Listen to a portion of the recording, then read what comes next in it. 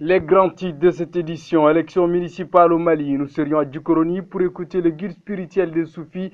Nous ferons également le point d'ensemble, d'abord à Bamako et ensuite les régions. En France, fin de course pour Nicolas Sarkozy. Dans la primaire de la droite, c'est François Fillon et Alain Juppé qui seront en face à face pour le deuxième tour.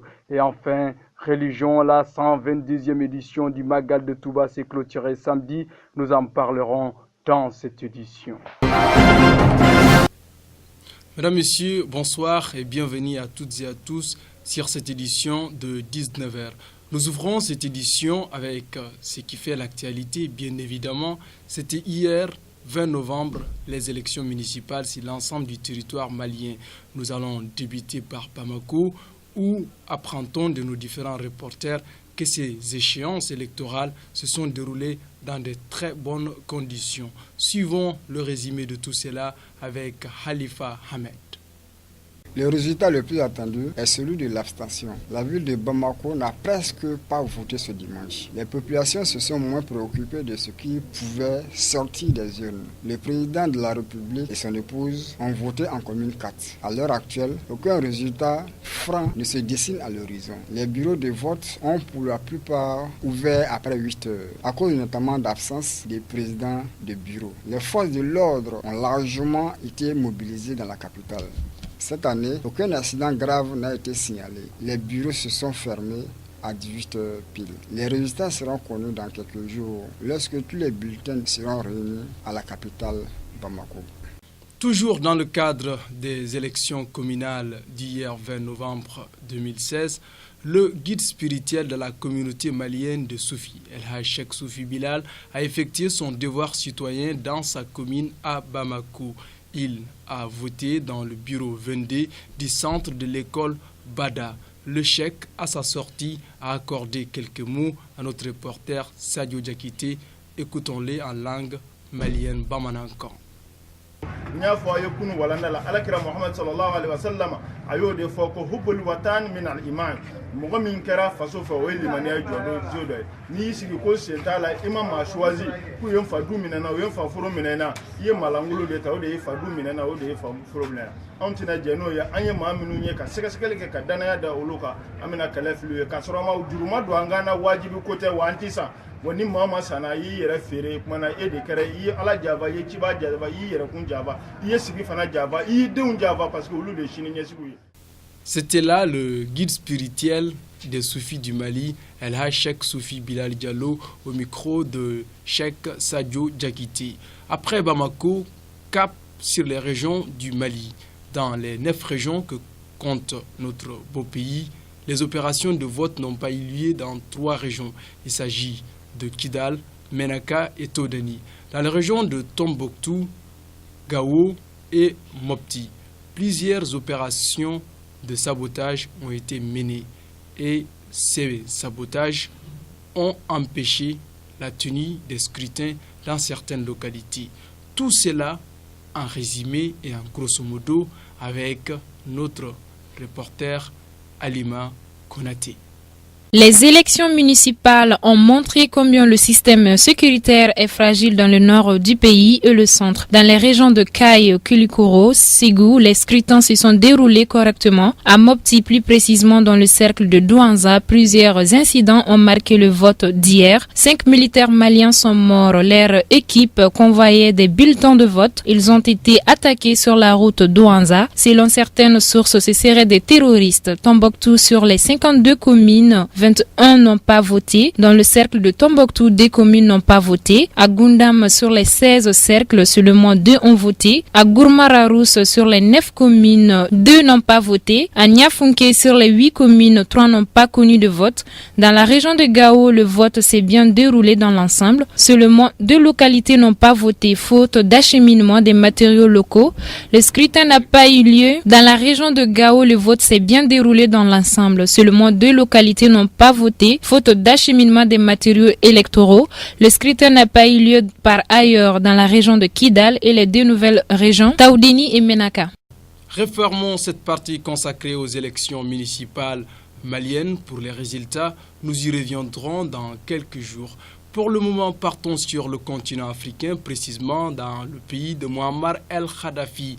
la Libye, 21 personnes tuées et plusieurs autres blessés. Cela dû à un conflit qui a pour cause un singe.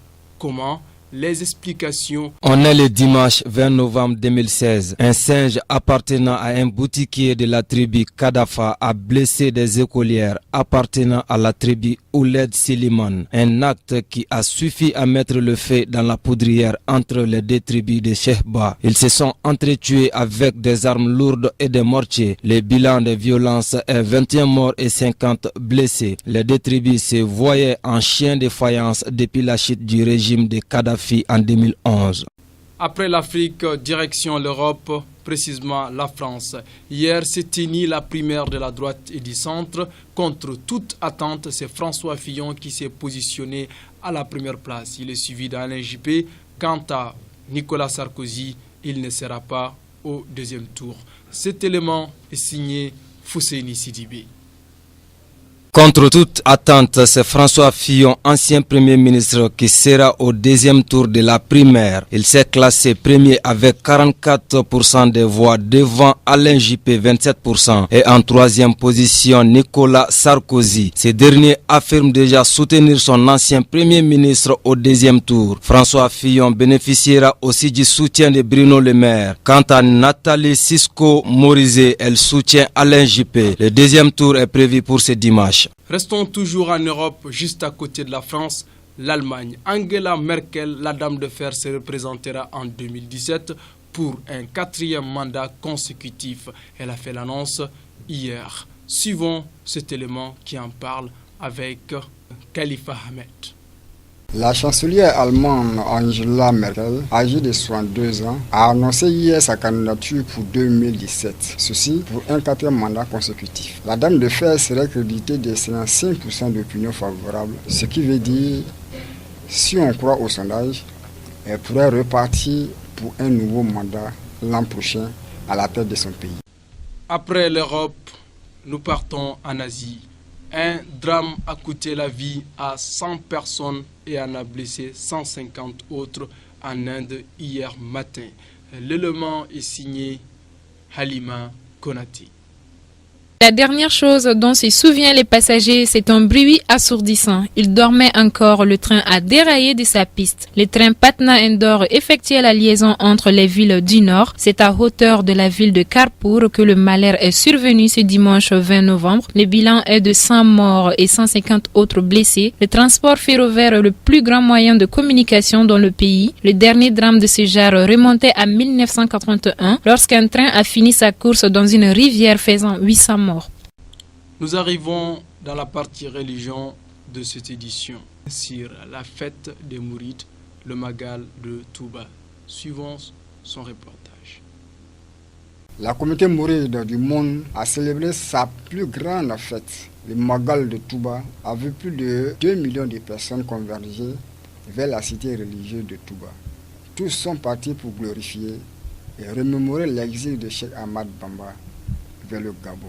La 122e édition de Touba s'est achevée le samedi soir. Sur la route de retour, 16 personnes ont perdu la vie et plus de 600 blessés. À présent, sport dans cette édition. CAN féminin 2016 au Cameroun. Les Aigles du Mali ont disputé leur première rencontre.